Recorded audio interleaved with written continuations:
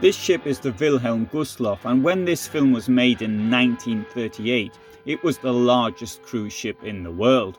On the 30th of January 1945, it was sunk off the north coast of what is today Poland by a Soviet submarine, taking 9,000 people in it, in what is the greatest loss of life in any maritime disaster in history.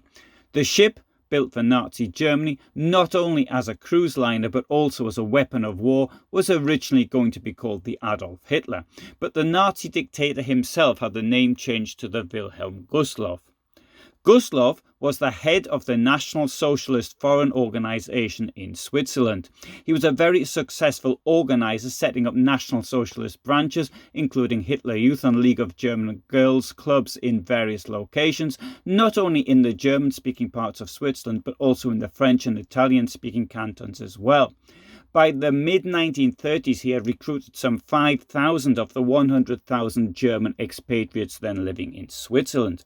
Although he had emigrated to Switzerland from Germany in 1917, he maintained strong links with the far right in his country of birth, joining the Deutsch-Völkischer Schutz- und Trutzbund in 1921 and the Nazi Party in 1927. His open promotion of racism and hate led to questions being asked about his activities in the Swiss parliament and the Swiss press.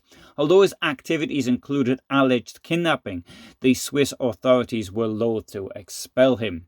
On the 4th of February 1936, a young Jewish student, David Frankfurter, went to the Gustloff home. Gustloff's wife, Hedwig Gustloff, received him and showed him into the study, asking him to wait since her husband was on the telephone but would be with him presently. When Gustloff, who was in the adjoining room, entered his office where Frankfurter was sitting opposite a picture of Hitler, Frankfurter introduced himself as a Jew and then shot him 5 times in the head, neck and chest. Leaving a screaming Hedwig Gustloff, Frankfurter calmly went to the next door neighbour and asked to use the telephone to call the police, then patiently waited for them to come and arrest him. Gustloff was treated as a martyr by the Nazi press. Even though Hitler was attending the Winter Olympics in Garmisch-Partenkirchen, he broke off his visit to travel to Gustloff's hometown of Schwerin to deliver the funeral eulogy. Streets were named after him in various cities. A whole district took his name in Dusseldorf, but the most famous of all was the ship that bore his name.